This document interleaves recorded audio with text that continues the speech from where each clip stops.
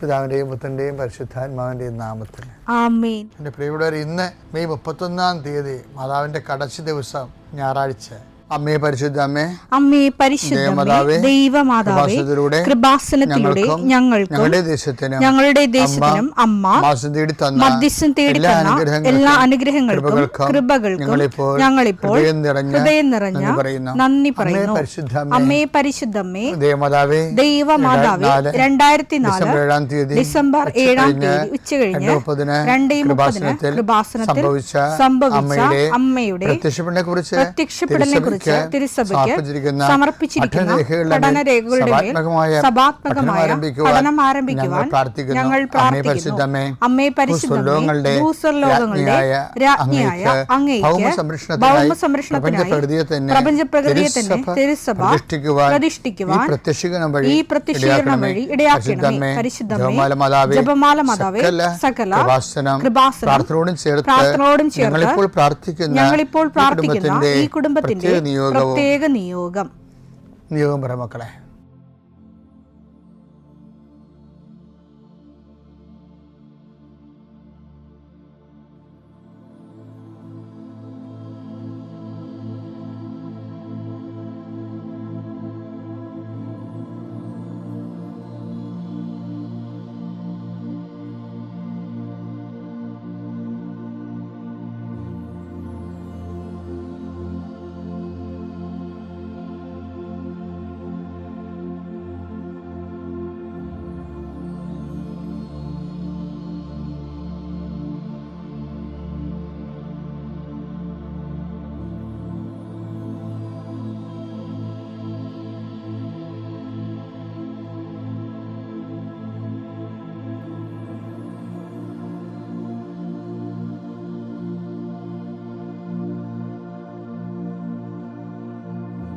അമ്മയുടെ പ്രത്യക്ഷീകരണത്തിന്റെ ഈ അനുഗ്രഹവേളയിൽ ഞങ്ങൾക്ക് സാധിച്ചു തരുവാൻ കനിയണമേ. ആമേൻ. വിശ്വാസ പ്രമാണം. സർവശക്തനായ പിതാവും ആകാശത്തിന്റെയും ഭൂമിയുടെയും സൃഷ്ടാവുമായ ദൈവത്തിൽ ഞാൻ വിശ്വസിക്കുന്നു. അവിടുത്തെ ഏകപുത്രനും ഞങ്ങളുടെ കർത്താവുമായ ഈശോ മിശിഹായിലും ഞാൻ വിശ്വസിക്കുന്നു. ഈ പുത്രൻ പരിശുദ്ധാത്മാവിനാൽ ഗർഭസ്ഥനായി കന്യകാമറിയത്തിൽ നിന്ന് പിറന്ന് പൊന്തിയോസ് പീലാത്തോസിന്റെ കാലത്ത് പീഡകൾ സഹിച്ച് കുരിശിൽ തറയ്ക്കപ്പെട്ട് മരിച്ച് അടക്കപ്പെട്ട് പാതാളങ്ങളിൽ ഇറങ്ങി മരിച്ചവരുടെ ഇടയിൽ നിന്ന് 3-ാം നാൾ ഉയർത്ത് സ്വർഗത്തിലേക്ക് എഴുന്നള്ളി സർവശക്തിയുള്ള പിതാവായ ദൈവത്തിന്റെ വലതുഭാഗത്തിരിക്കുന്നു. അവിടെ നിന്ന് ജീവിക്കുന്നവരെയും മരിച്ചവരെയും വിധിക്കുവാൻ വരുമെന്നും ഞാൻ വിശ്വസിക്കുന്നു. പരിശുദ്ധാത്മാവിലും ഞാൻ വിശ്വസിക്കുന്നു. വിശുദ്ധ കത്തോലിക്കാ സഭയിലും പുണ്യവാന്മാരുടെ ഐക്യത്തിലും പാപങ്ങളുടെ മോചനത്തിലും ശരീരത്തിന്റെ ഉയർപ്പിലും നിത്യമായ ജീവിതത്തിലും ഞാൻ വിശ്വസിക്കുന്നു. ആമേൻ. സ്വർഗ്ഗസ്ഥനായ ഞങ്ങളുടെ പിതാവേ, അങ്ങയുടെ നാമം പൂജിതമാകണമേ. അങ്ങയുടെ രാജ്യം വരണമേ. അങ്ങയുടെ തിരുമനസ് സ്വർഗത്തിലെ പോലെ ഭൂമിയിലും ആകണമേ. അന്നു വേണ്ടുന്ന ആഹാരം ഇന്ന് ഞങ്ങൾക്ക് തരണമേ. ഞങ്ങളോട് തെറ്റ് ചെയ്യുന്നവരോട് ഞങ്ങൾ ക്ഷമിക്കുന്നത് പോലെ ഞങ്ങളുടെ തെറ്റുകൾ ഞങ്ങളോടും ക്ഷമിക്കണമേ. ഞങ്ങളെ പ്രലോഭനത്തിൽ ഉൾപ്പെടുത്തരുതേ, തിന്മയിൽ ഞങ്ങൾ രക്ഷിക്കണമേ. ആമേൻ. നന്മ നിറഞ്ഞ മറിയമേ, സ്വസ്തി. കർത്താവ് അങ്ങയുടെ കൂടെ സ്ത്രീകളിൽ അങ്ങ് അനുഗ്രഹിക്കപ്പെട്ടവളാകുന്നു. അങ്ങയുടെ ഉദരത്തിൻ ഫലമായി ഈശോ അനുഗ്രഹിക്കപ്പെട്ടവനാകുന്നു. പരിശുദ്ധ മറിയമേ, തമ്പുരാന്റെ അമ്മേ, പാപികളായ ഞങ്ങൾക്ക് വേണ്ടി ഇപ്പോഴും ഞങ്ങളുടെ മരണസമയത്തും തമ്പുരാനോട് അപേക്ഷിക്കണമേ. ആമേൻ. കർത്താവേ, നിന്റെ ഉന്നതമായ നാമത്തിന് സ്വസ്ഥം ചെയ്യുന്ന കർത്താവേ, അങ്ങയുടെ മക്കൾ അവരുടെ ജീവനോപാധികൾക്ക് മാധ്യമമായ എല്ലാ രേഖകളും അവരുടെ കൈകളിലേക്ക് അവർ കൊണ്ടുവന്നിരിക്കുകയാണ്. കർത്താവ്, സർട്ടിഫിക്കറ്റുകളുണ്ട്, പ്രമാണങ്ങളുണ്ട്, പാസ്പോർട്ടുണ്ട്, പല അപേക്ഷകളുണ്ട്. ഈശോയെ, ചില ഹോസ്പിറ്റലുകളിലും ചില സ്ഥാപനങ്ങളിലൊക്കെ കൊടുത്തിരിക്കുന്ന അപേക്ഷകൾ, അതിന് തീരുമാനങ്ങളില്ല. വീടിന് നമ്പറിട്ട് കൊടുക്കാം, വീണ്ടും നമ്പർ കിട്ടാൻ വേണ്ടി വില്ലേജ് ഓഫീസിൽ കൊടുത്തിരിക്കുന്നവരുണ്ട്, പഞ്ചായത്തിൽ കൊടുത്തിരിക്കുന്നവരുണ്ട്. പക്ഷേ ഇതൊക്കെ നമ്പറിട്ട് കിട്ടിയിട്ടില്ല. അതിൻ്റെ രേഖകളുണ്ട് ഞങ്ങളുടെ കയ്യിൽ. കാര്യം കർത്താവ് അടക്കത്തില്ലെന്ന് പറയുന്ന രീതിയിൽ റീസർവേക്ക് വെച്ചിരിക്കണം എന്നൊക്കെ പറഞ്ഞുകൊണ്ട് നമ്മളെ വിഷമിപ്പിക്കുന്ന രേഖകളുണ്ട്. നിങ്ങൾ ഓരോ സ്ഥലങ്ങളിലേക്ക് വിടാനുള്ള ജോബ് ആപ്ലിക്കേഷൻസ് ജോലിക്ക് വേണ്ടിയുള്ള അപേക്ഷാ ഫോറങ്ങളുണ്ട് ഈശോയെ, കല്യാണ സർട്ടിഫിക്കറ്റുകൾ, അതുപോലെ തന്നെ കല്യാണക്കുറികൾ. ഇന്ന ദിവസങ്ങൾ കല്യാണം ഉള്ളത് കൊണ്ട് ആ കല്യാണം നടത്താനുള്ള കുറികൾ, ആൾക്കാർക്ക് കല്യാണക്കുറികൾ ഡിസ്ട്രിബ്യൂട്ട് ചെയ്യണമെന്ന് മുമ്പുള്ള ആദ്യത്തെ കുറികൾ, അതിൻ്റെ ഡിസ്ട്രിബ്യൂട്ട് ചെയ്ത് കഴിഞ്ഞുള്ള കുറികൾ എൻ്റെ മക്കൾ കയ്യിലെടുക്കുക. ഇപ്പോൾ പരിശുദ്ധ അമ്മ അതെല്ലാം ആസ്വദിക്കാൻ വേണ്ടി ഈശോയ്ക്ക് മധ്യസ്ഥം വഹിക്കേണ്ട സമയമാണ്. നിങ്ങളുടെ ആശുപത്രി ചീട്ടുകൾ, മരുന്നിൻ്റെ കുറിപ്പടികൾ, നിങ്ങളുടെ ടിക്കറ്റുകൾ, റെയിൽവേ ടിക്കറ്റ് ആകാം, പ്ലെയിനിൻ്റെ ടിക്കറ്റ് ആകാം, ടിക്കറ്റുകൾ. കർത്താവ് നിൻ്റെ ഉന്നതമായ നാമത്തിന് സ്വസ്ഥം ചെയ്യുന്നു. കർത്താവ് മക്കളുടെ കയ്യിൽ അവർ ഉയർത്തിയിരിക്കുന്ന രേഖകൾ അവരുടെ യാത്രയാണ്, അല്ലെങ്കിൽ അവരനുഭവിക്കുന്ന ഞെരുക്കമാണ്. ഇതിൻ്റെ തടസ്സങ്ങൾ, ഇത് ആര് വരികയാണ്, ഇത് ഏത് ഓഫീസിലാണ് തടസ്സങ്ങൾ ഇരിക്കുന്നത്, ഏത് നിയമമാണ് എൻ്റെ തടസ്സമായി മാറിയിരിക്കുന്നത്, യേശുക്രിസ്തു നാമത്തിൽ ഞാനത് ബന്ധിക്കുന്നു. അമ്മേ, പരിശുദ്ധമേ, ദേവമാതാവേ, കുഞ്ഞുങ്ങളുടെ മക്കളുടെ കയ്യിരിക്കുന്ന എല്ലാ രേഖകളും, ക്വസ്റ്റ്യൻ പേപ്പറുകൾ, ആൻസർ പേപ്പറുകൾ, പാസ്പോർട്ടുകൾ, വിസകൾ, അതുപോലെ തന്നെ സ്ഥലത്തിൻ്റെ ജപ്തി നടപടിയുടെ രേഖകൾ, പ്രമാണരേഖകൾ, പട്ടയത്തിൻ്റെ രേഖകൾ, ചിട്ടിയുടെ പേപ്പറുകൾ, കടങ്ങൾ, എന്തെല്ലാം രേഖകളാണ് അതെല്ലാം കർത്താവിൻ്റെ വിശുദ്ധമായ രക്തത്തെ തളിക്കപ്പെടട്ടെ എന്ന് പ്രാർത്ഥിക്കുന്നു. എൻ്റെ കർത്താവിൻ്റെ ഉന്നതമായ നാമത്തിൽ ആസ്വദിക്കണമേ. രോഗികളെ ആസ്വദിക്കുന്നു, ജീവിത പ്രതിസന്ധിയിലിരിക്കുന്നവരെ ആശീർവദിക്കുന്നു. തൊഴുത്തിലും അതുപോലെ ആനിമ ഫാമിലും കോഴി വളർത്തുന്ന സ്ഥലങ്ങളിലും പലതരത്തിലുള്ള രോഗങ്ങളുമെല്ലാം ജീവിതമാർഗ്ഗങ്ങൾ മുട്ടിപ്പോവുകയും മൃഗങ്ങൾ മരിക്കുകയും പ്രസവിക്കാതെ പ്രസവം മുട്ടിയിരിക്കുകയും വരുമാനം ഇല്ലാതെ വിഷമിക്കുകയും ചെയ്യുന്ന എല്ലാ മേഖലകളും കർത്താവേ, നമ്മൾ ഉണ്ടാക്കുന്ന ഉൽപ്പന്നങ്ങൾ വിറ്റഴിക്കാൻ പറ്റാത്ത അവസ്ഥയിൽ വീട്ടിൽ കുന്നുകൂടി കിടക്കുന്നവരുണ്ട്, കുരുമുളകും ഏലവും ഉൾപ്പെടെ. അതുപോലെ പല പല കായ്ഫലങ്ങൾ വിൽക്കാൻ പറ്റാതെ വീട്ടിൽ കൂട്ടിയിട്ടിരിക്കുന്നവരുണ്ട്, കൂട്ടിക്കിടന്ന് നശിച്ചു പോകുന്നുണ്ട്. തർക്കപ്പുരയിടത്ത് തേങ്ങ മുളച്ച് കിടക്കുന്നവരുണ്ട് കർത്താവേ. ആൾക്കാർക്ക് എടുക്കാൻ പറ്റാത്തത് കേസായി കിടക്കുന്നവരുണ്ട് ഈശോയെ. അതിനെ മേലെല്ലാം എസക്കേൻ്റെ താഴെ അസ്ഥികളുടെ താഴെ എന്ന പോലെ കർത്താവിൻ്റെ ആത്മാവ് ജ്വലിച്ചുകൊണ്ട് ബന്ധങ്ങൾ അഴിഞ്ഞു മാറട്ടെ പ്രാർത്ഥിക്കുന്നു. എൻ്റെ കർത്താവിൻ്റെ ഉന്നതമായ നാമത്തിൽ, സഭയുടെ അധികാരത്തിൽ, കുരിശിൻ്റെ അടയാളത്തിൽ, ദൈവത്തിൻ്റെ ശക്തിയാൽ നീ പോകുന്ന വഴികളിൽ സഞ്ചാരി മാതാവ്, സമയത്തിൻ്റെ അധികാരി, നിനക്ക് സന്ധിപ്പ് സമാധാനം നൽകട്ടെ, സൗഖ്യം നൽകട്ടെ. നിത്യം പിതാവും പുത്രനും പരിശുദ്ധാത്മാവായ സർവ്വേശ്വരനെ നീക്കുവാമേൻ.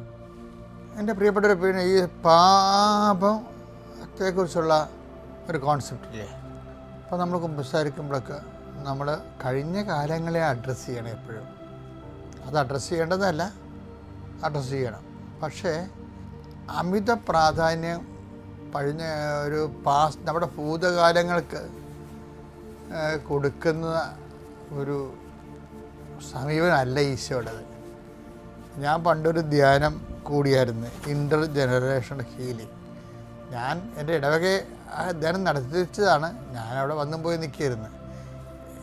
എനിക്കത് ഉൾക്കൊള്ളാൻ ഇത്തിരി അതിപ്പോൾ നമ്മുടെ ആന്തരിക സൗഖ്യം പോലെ തന്നെയാണ് അതിൻ്റെ അടുത്ത സെഷനായിട്ട് ഡെവലപ്പ് ചെയ്ത് വന്ന ഇൻ്റർ ജനറേഷൻ ഹീലിംഗ്. തലമുറ അന്തരധ്യാനം, ആന്തര സൗഖ്യം. അല്ല, തലമുറകളിൽ എവിടെയെങ്കിലും എന്തെങ്കിലും പാപം വന്ന് പോയിട്ടുണ്ടെങ്കിൽ അത് നമ്മളെ ബാധിക്കും എന്നുള്ളൊരു കോൺസെപ്റ്റ് ഉണ്ടല്ലോ, ബിബ്ലിക്കൽ കോൺസെപ്റ്റാണ്. അത് ഈ പിതാക്കന്മാർ പച്ചമുന്തിരിങ്ങ തിന്നു, മക്കളുടെ പല്ല് പൊളിച്ചെന്നൊരു വചനമില്ലേ എന്ന് ഇനി ആരും പറയത്തില്ല എന്നാണ് കിടക്കുന്നത്. പക്ഷെ അത് അത്ര പറയത്തില്ല. പിതാക്കന്മാരുടെ പച്ചമുന്തിരിങ്ങ തിന്ന് മക്കളുടെ പല്ല് പൊളിച്ച്. അപ്പോൾ ജനറേഷൻ ആരെങ്കിലും പാവം ചെയ്തിട്ടുണ്ടെങ്കിൽ നമ്മളത് ബാധിക്കുമെന്നുള്ളതിന് അമിത പ്രാധാന്യം കൊടുക്കുകയാണ്. അതിൻ്റെ പേരിൽ എന്തെല്ലാം തരത്തിലുള്ള പുതിയ തടവറകൾ സൃഷ്ടിക്കുന്ന ആൾക്കാർ, പുതിയ ആത്മീയ തടവറകൾ സൃഷ്ടിക്കുന്നതിന് അത് സഹായിച്ചിട്ടുണ്ട്. അപ്പോൾ മനുഷ്യൻ ഒരിക്കലും ഇങ്ങനെ എന്തെങ്കിലും സംഭവിച്ചു കഴിയുമ്പോൾ ഒരു അപ്പാപ്പന്മാരുടെ കാലത്ത് കൊല്ലുകൊലയാണ് ഉണ്ടായിരുന്നാണ് പറയണത്.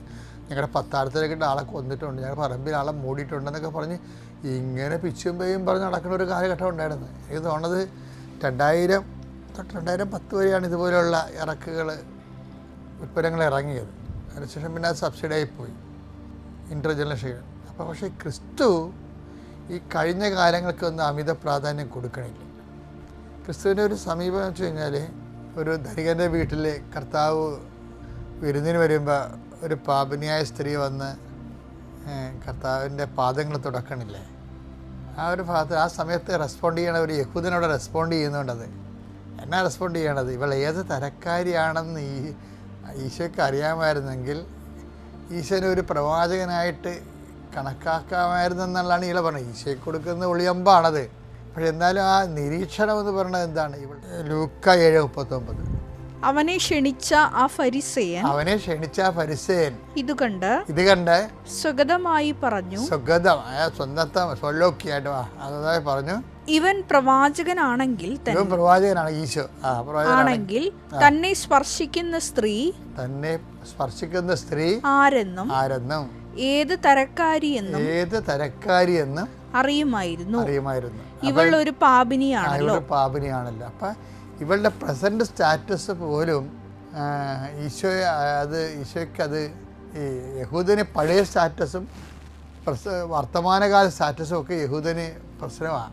പക്ഷേ ഈശോ ഈ ഭൂതകാല ചങ്ങലകളിൽ നിന്നും വർത്തമാനകാല ചങ്ങലകളെയും അമിത പ്രാധാന്യം കൊടുക്കാതെ ആണ് ഈശോ ഭാവി എന്ന് വെച്ചാൽ ഈ ഭൂതകാലത്ത് വർത്തമാനത്തിൽ നമുക്ക് തിരുത്താവുന്ന ഒരു പരിധിയുണ്ട്. ഭാവിയെ ആണ് കർത്താവ് എപ്പോഴും നിൻ്റെ ഭാവിയെയാണ് കർത്താവ് എപ്പോഴും നിരീക്ഷിക്കുകയും അത് ക്രമീകരിക്കുകയും ചെയ്യാൻ ഈശോ ഉദ്ദേശിക്കും. വളരെ ഈസിയാണത്. അപ്പം അമിതമായ കുറ്റബോധങ്ങളൊന്നും ഒരു കുറ്റബോധം സൂക്ഷിച്ചു വെക്കേണ്ട കാര്യമില്ല ശരിക്കും പറഞ്ഞാൽ. പശ്ചാത്താപം ഉണ്ടാകണം തീർച്ചയായിട്ടും. യോഹന്നാൻ 5:14 പിന്നീട് യേശു ദേവാലയത്തിൽ വെച്ച് അവനെ കണ്ടപ്പോൾ, അവനെ വെച്ച് തലഭാര രോഗിയായിരുന്നു ഇയാളെ. ആ ബെത്സേദ കുളത്തിൻ്റെ കരയിൽ നിന്ന് കിടന്ന രോഗിയാണ്. അവനെ കർത്താവ് അവിടെ സുഖപ്പെടുത്തിയല്ല, പിന്നീട് അവനെ ദേവാലയത്തിൽ വെച്ച് കണ്ടുമുട്ടിയപ്പോൾ അവനോട് കർത്താവ് ഒരു കാര്യം പറഞ്ഞു. എന്താ പറഞ്ഞത്?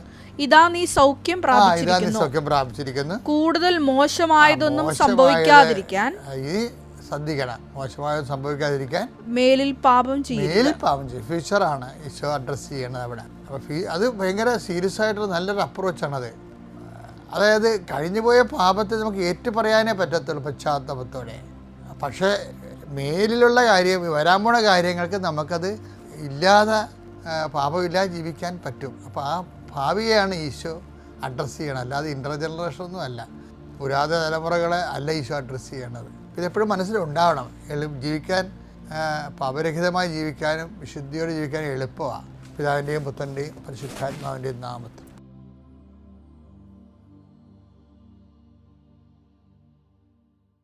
അത്യപൂർവ ദൈവാനുഭവങ്ങൾ ഇനി നിങ്ങൾക്കും സ്വന്തം. ഈ യൂട്യൂബ് ചാനൽ ഇതുവരെ സബ്സ്ക്രൈബ് ചെയ്തിട്ടില്ലെങ്കിൽ ഇപ്പോൾ തന്നെ സബ്സ്ക്രൈബ് ചെയ്യുക. ഈ വീഡിയോ ഇപ്പോൾ തന്നെ നിങ്ങളുടെ സുഹൃത്തുക്കൾക്ക് ഷെയർ ചെയ്തുകൊണ്ട് കർത്താവിൻ്റെ പ്രേക്ഷിതരാകുക.